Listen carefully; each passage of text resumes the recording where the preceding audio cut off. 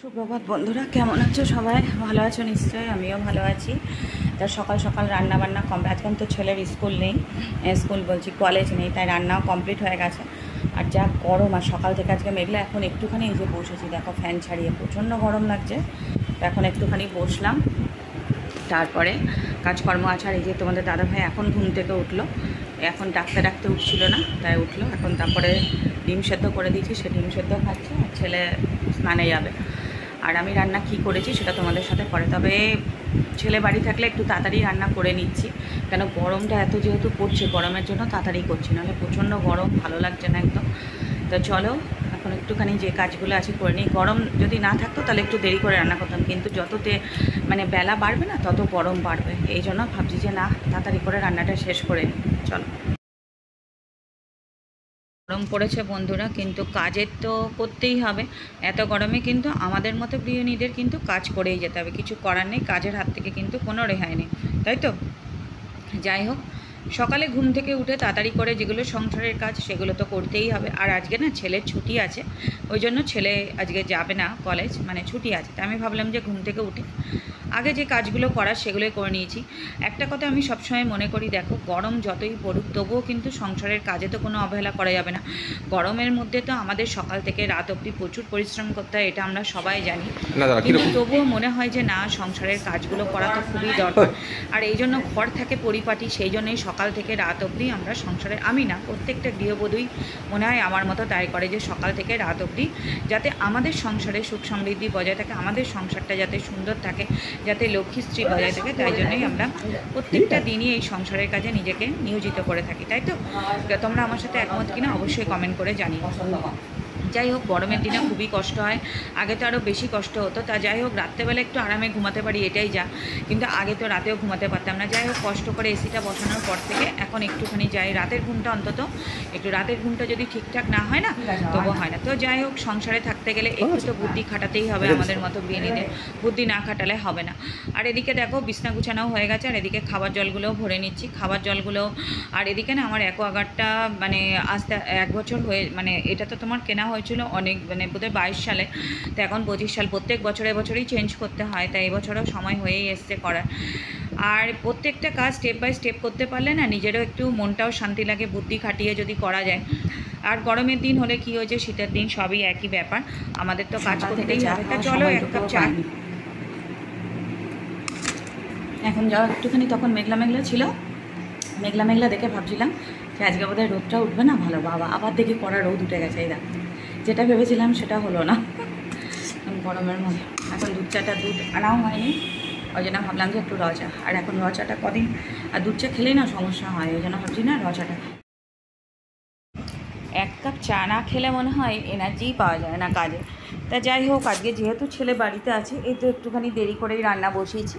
আর এদিকে ভাতও হয়ে গেছে, আর ভাত হওয়ার সাথে সাথে তোমাদের দাদা ভাই তো ওদিক থেকে তাড়া দিচ্ছে যে তাড়াতাড়ি করো তাড়াতাড়ি করো, এই জন্য ভাবলাম যে না, ভাতটা, সকালে স্নান হয়ে গেছে, কিন্তু জানো তো আজকে তোমাদের এটা বলতে ভুলে গেছি, কিন্তু পুজো এখনও দেওয়া হয়নি, আবার হয়তো আরেকবার স্নান করতে হবে।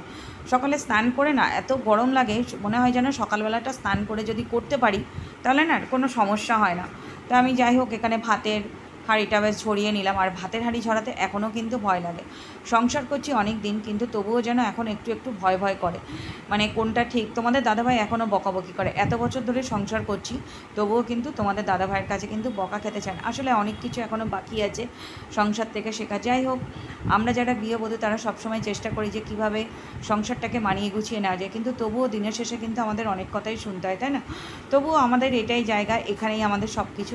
আর এদিকে দেখো ভাত ওদিকে হয়ে গেছে, আর রান্নাটা একটুখানি পরে করবো, আমাকে আবার হয়তো স্নান আবার করতে হবে। আর এদিকে দেখো ছেলের, ওর না মনেই থাকে না যে ছেলের মানে ট্যাবে চার্জ নেই, তা দেখে নিলাম কত চার্জ আছে। এদিকে ছেলের ঘরে চলে আসলাম, ও তো অন্য ঘরে পড়ছে, এই ঘরটাতে ঢোকা যায় না, রাতের দিকে এই ঘরটা খুব আরাম লাগে, কিন্তু দুপুরবেলার দিকটা প্রচণ্ড গরম, অ্যাডভেস্টার মানে তেতে থাকে একদম। যাই হোক, ওর বিছনাটা একটুখানি ছেড়ে নিচ্ছি। আর রাত্রেবেলা করে যেহেতু একটা ঘরে এসি, সেহেতু আমাদের একটা ঘরেই শুতে হয়, কিছু করার নেই।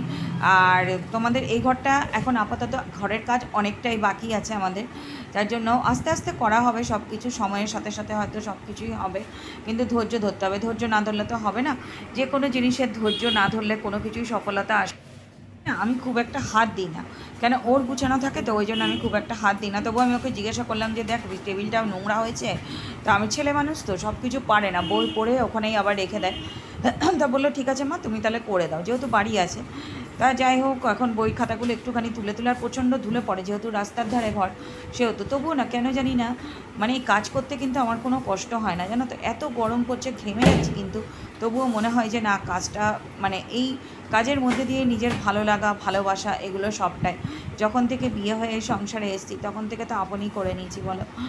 তাই যাই হোক, শুধু আমার মতো যারা বিয়ে নিয়ে আছে, আমার তো দেখো এখন আর যাওয়ার জায়গাও নেই কোথাও। মা বাবা আছে কিন্তু বাবার তো মানে শরীর এতটাই খারাপ, তোমরা যারা আমার মানে পুরনো ব্লগার তারা তো জানোই। মাইক্রোওভেনটাও একটু পরিষ্কার করে নিচ্ছি, যেহেতু আমার চিমনি বসানো নেই সেহেতু খুব সমস্যায়, প্রচণ্ড তেল কাস্টের প্রত্যেক সময় কিছু না মানে ধুলোবালি হয় বা তেল কাস্টে হয়, সেগুলোকে পরিষ্কার করতে হয়। তাই যাই হোক, এগুলো নিয়ে আমার কোনো আক্ষেপ নেই। আমি সবসময় একটা কথাই ভাবি, যখন একটা জিনিস মানে ভগবান আমাকে যেটুকু দিয়েছে সেটুকুই আমি সন্তুষ্ট থাকতে চাই। একজন সাধারণ মধ্যবিত্ত ঘরের গৃহবধূ হয়ে এর থেকে আর বেশি কিছু চাওয়ার আশা কোনোটাই আমার নেই। যেটুকু পেয়েছি যেটুকু দিয়েছে সেটাকে ভগবানের দান হিসাবেই আমি মনে করি।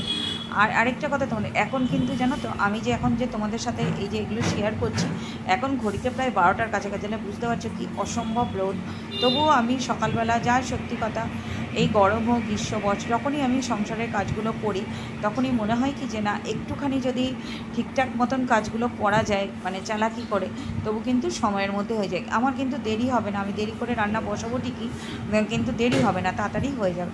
তাই যাই হোক, প্রত্যেকটা কাজ নিখুঁতভাবে করারই চেষ্টা করি, তোমরা তো দেখেছো। আর তার মধ্যে তোমাদের দাদাভাই বোঝে না জানো তো, যা সত্যি কথা, ওই ঘুম থেকে উঠে বলবে হয়েছে হয়েছে, ওরটা করতে করতে না আমার আরও মানে অনেকটা তাড়াতাড়ি লেগে যায়। আর ছেলে কিন্তু একটু বোঝে, ও আবার বোঝে, বলে যে মা তুমি আস্তে আস্তে করো, এই হয়েছে কথা। তা চলো আবার স্নান করতে হবে, তোমাদের বললাম স্নান করে পুজো দেবো। তা দেখো পুজোর ঘরে চলে এসেছি, আজকে না পুজোটা দিয়েছি খুব শান্তিভাবে জানো, এত ফুল ফুটেছে গাছে কি বলবো তোমাদেরকে, তোমরা আসন দেখে বুঝতেই পারছো। আমার তো মন ভরে গেছে একদম ফুল পুজো দিতে গিয়ে। আর এত ভালো লাগে না নিজের গাছে ফুল দিয়ে পুজো দিতে, যাই না মানে যেই দিন ফুল ফোটে না সেদিন মনটা খুব খারাপ লাগে। আর যেদিন গাছে এত হয়ে গেছে বন্ধুরা, স্নান টান পুজো দেওয়া হয়ে গেছে, দেখতেই তো পেলে পুজোটা আজকে অনেক ফুল ফুটেছিল গাছে, তা ফুল দিয়ে ভালো করে একদম শান্তি ভরে পুজো দিয়েছি। আর এই যে বললাম না যে মানে দেখবে, আর অনেক মানে ফুল ফুটলে, কম ফুলে না মনটা ঠিক হয় না, অনেকগুলো ফুল ফুটলে বেশ ভালো লাগে পুজো দিতে। তা দেখলাম যে আজকে ছোটো যা বললো যে তুমি নিয়ে নাও, তা আমি নিয়ে নিয়েছি ফুল, ওর কারণ ওর বারান্দাতেও অনেক ফুল আছে বুঝলে তো, তাও আমাকে বললো ফুল নিয়ে নিতে। আর এখন আপাতত রান্না হয়ে গেছে, শুধু একটা বাকি আছে। বাকি বলতে কি মানে ছেলে তো বাড়িতে আছে, আর ও না খুব একটা ভাজাভুজি পছন্দ করে না। তা আমি দেখছি কাঁচকলাটা না নষ্ট হয়ে যাচ্ছে, তা ভাবলাম যে একটু কাঁচকলা আলু ভাজা করব, সেটাই করব, তোমাদের সাথে শেয়ার করব। তো গরম তোমাদের বলি না, তাড়াতাড়ি করে রান্নাঘর থেকে পালিয়ে আসতে পারলে বাঁচি, ভালো লাগে না।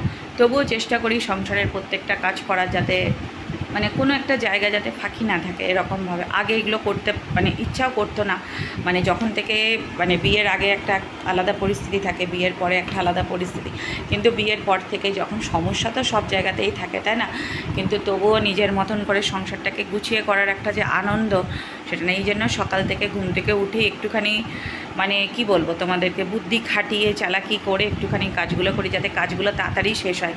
ঘুম থেকে উঠেই দেখো, সকালে ঘুম থেকে উঠেই আমি যে কাজটা আগে করি, আগে উঠেই আগে ভাত বসিয়ে দিই, ভাতের পরে তরকারি বসিয়ে দিই, এই করতে করতে 10টা 11টার ভিতর মোটামুটি রান্নাটা কমপ্লিট হয়ে যায়। তারপর বাদবাকি কাজ, তোমাদের দাদাভাই থাকলে একটু দেরি হয়, কিন্তু চেষ্টা করি যে প্রত্যেক দিনের কাজটা রুটিন মতন করেই করার। তা ঠিক আছে চলো, পরে রান্না আসছি, আবার পরে রান্না শেয়ার করতে। এখন ঘড়িতে বাজে প্রায় 11:40-এর কাছাকাছি, এতক্ষণে কাজ শেষ হবে।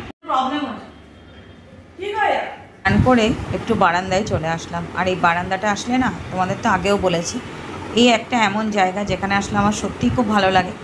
আর এখন জামা কাপড় যেগুলো দিয়েছিলাম সেগুলো একটুখানি ভাঁজ করে করে তুলে নিচ্ছি, এটা তো রুটিন প্রত্যেক দিনেরই থাকে আলাদা করে। আর চুলটা না ভেজা এখনও, আবার স্নান করলাম তো দুবার স্নান, গরমকালে স্নান করতে কোনো সমস্যা হয় না, আর গরমকালে না চুল ভেজা থাকলে খুব রাগ ওঠে, ওই জন্য ঝুঁটি একটা বেঁধে উপরে মাথার উপর তুলে রাখি। তোমাদের দাদাভাই বেরিয়ে গেছে, আর ওদিকে ছেলে পড়ছে। আমি জামা কাপড়গুলো ভাঁজ করব, করে তুলে তারপর রান্না বসাবো। ওর মতো তো করেই দিয়েছি, এখন আমি আর ছেলে খাবো, তা আমাদের জন্য আবার করব। ঠিক আছে, একটু গরম। ছেলে বললাম মা প্রত্যেক দিনই তো ঠান্ডা হয়ে যায়, ক্যান্টিনে যখন খাই তাহলে একটু গরম গরম কর। আর এখানে দেখো পটল আলু, তখন তোমাদের বললাম না কাঁচকলা, সেটা আর করলাম না, মাছই করে নিচ্ছি। পটল আলু দিয়ে মাছের তরকারিই করব। আর আমার না এই যে এখন যে কচি কচি যে পটল বেরিয়েছে সেটা দিয়ে মাছের তরকারি খেতে আমার ভীষণই ভালো লাগে, মানে এটা ভাবলাম যে তোমাদের সাথে একটু শেয়ার করি। আর এখানে দেখো লঙ্কার গুঁড়ো, জিরার গুঁড়ো, তারপরে একটুখানি পাঁচফোড়ন সম্বাদ দিয়ে করছি, যেহেতু একটু গরম, তো গরমে একটু হালকা পাতলা খাওয়াই ভালো। আমি সবসময় চেষ্টা করি যে গরমের দিনে একটু হালকা পাতলা রান্না করে, এতে শরীরও মানে যাতে শরীর স্বাস্থ্য ভালো রাখা যায়, সেই জন্যই আমি সবসময় চেষ্টা করি, সবার মন জুগিয়ে চলার চেষ্টা করি। যাই হোক, এখানে ঝোল একটু তুলে রেখেছি তোমাদের দাদাভাইয়ের জন্য, কেন ও যেহেতু খায়নি, আমার আর ছেলের জন্য তো আমরা খাবো, কিন্তু ওর জন্য তুলে রাখলাম। ও তো সকালবেলা শুধু দই দিয়ে খেয়ে যায়, আর একটা মাছ ঝাল করে দিয়েছিলাম সেটাই। আর এখানে দেখো আমার এদিকে এখন রান্নাবান্না সব হয়ে গেছে দুপুরে, এবার খাওয়া দাওয়া করবো, করে ঘুমাবো, তারপরে তোমাদের কাছে আসবো। যাই হোক বন্ধুরা, এখন হয়ে গেছে সন্ধ্যাবেলা। তা সন্ধ্যাবেলা উঠে আমার তো সেরকম কোনো একটা কাজ থাকে না, তোমাদের আগেও বলেছি সন্ধ্যার দিকটা আমি একদম ফ্রি থাকি, কোনো কাজই থাকে না। তা এখন ঘড়িতে বাজে ঠিক 7:30 পৌনে 8। টিভিরও এখন আর ভালো লাগে না, যবে থেকে মোবাইল এসছে না, তখন আর টিভির প্রতি আর কোনো নেশা আমার আর ইচ্ছা করে। আগে কিন্তু খুব টিভি দেখতে ইচ্ছা করতো, জানো তো, যে সিরিয়াল দেখবো, এই দেখবো, কিন্তু আস্তে আস্তে না জানি না কেন কি জানি টিভি আর দেখতে ইচ্ছা করে না। তোমরা কারা কারা টিভি দেখতে ভালোবাসো অবশ্যই আমাকে একটু কমেন্ট করে জানিও তো। আমার তো একদমই এখন ভালো লাগে না, খুব কম কচিত কারণে হয়তো তোমাদের দাদাভাই এসে যদি একটুখানি খেলা দেখে বা একটুখানি খবর দেখে, তখন আমি আর এখন আর টিভির প্রতি সেরকম, সারাক্ষণ তো মোবাইলেই থাকে। যত দিন যাচ্ছে না মানুষ সত্যি কুড়ে হয়ে যাচ্ছে, অন্তত আমি তো মনে হয় যে আগে তো টিভি দেখতাম, টিভি একটা আলাদা, আমাদের সময়ের সাথে এখনকার সময়ের অনেক কিছু মিল আমি খুঁজে পাই না। আগের সময়টাই মনে হয় ভালো ছিল আমার কাছে, এখন আমার সেটাই মনে হয়। আগের সময়গুলো যদি ফিরে পেতাম, ওই যে কথাই আছে না যে সব কিছু চলে কিন্তু সময়কে ধরে রাখা যায় না। যাই হোক, রাতে রান্না নিয়ে চলে এসেছি, আর এখানে দেখো ভাতও বসে দিচ্ছি। আর এখন ঘড়িতে বাজে 8:30, এখন আমি চা খাচ্ছি। আর আমাদের এখানে হচ্ছে মেলা, মেলা মানে কি, এখন মেলার প্রস্তুতি হচ্ছে। তো এই জায়গাটা দাঁড়িয়ে তো মানে রান্নাঘরটা একটা, এই জায়গাটা হয়ে আমার বেশ ভালোই হয়েছে। তা আমি এখানে দাঁড়িয়ে দাঁড়িয়ে একটু চা খেতে খেতে মেলার মানে সব দেখছি, রাস্তা দিয়ে লোকজন যাচ্ছে, তারপরে চলে আসবো রান্না। তা যাই হোক, আজকের ব্লগটা প্রায় শেষের দিকেই। তোমাদের কেমন লাগলো অবশ্যই কিন্তু আমাকে একটু কমেন্ট করে জানিও। তোমরা যদি কমেন্ট করো তাহলে আমি আরও উৎসাহ পাই তোমাদের কমেন্টগুলো পড়ে। আর দেখো আজকে রান্না করছি ডিমের তরকারি। ডিমের তরকারিতে না, যা সত্যি কথা, আমার তো ভীষণ ভালো লাগে, তোমাদের কার কীরকম লাগে আমি জানি না, কিন্তু আমার না ডিমের তরকারি একটা অদ্ভুত। এই যে কেন বলো তো, 2টো ডিম দিলাম, তখন তো দেখলে যে মাছ তুলে রেখেছি, তা তোমাদের দাদাভাইকে জিজ্ঞাসা করেছিলাম তুমি ডিম খাবে, বললো যে না ডিম খাবো না। আমি বললাম যে ঠিক আছে, তাহলে আমার আর ছেলের জন্যই করবো ডিমের তরকারি। এখন আমার আর ছেলের জন্যই ডিমের তরকারি করবো, তোমাদের দাদাভাইয়ের জন্য মাছের তরকারি আছে। আর এদিকে দেখো ডিমটা কষানোও হয়ে যাচ্ছে। তা অবশ্যই কমেন্ট করে আমাকে জানাবে যে কেমন হচ্ছে। আর এখানে কিন্তু বেশি কিছু দিনই হালকা করেই করছি, একটু পেঁয়াজ রসুনের পেস্ট বা আদা, লঙ্কার গুঁড়ো, জিরার গুঁড়ো, ধনের গুঁড়ো, এই হয়েছে আজকের ব্লগ। যদি আজকের ব্লগটা যদি তোমাদের একটুও ভালো লেগে থাকে, অবশ্যই লাইক কমেন্ট শেয়ার করে চ্যানেলটাকে সাবস্ক্রাইব করে পাশে থেকো। ধন্যবাদ। পরের দিন দেখা হচ্ছে একটা অন্য কোনো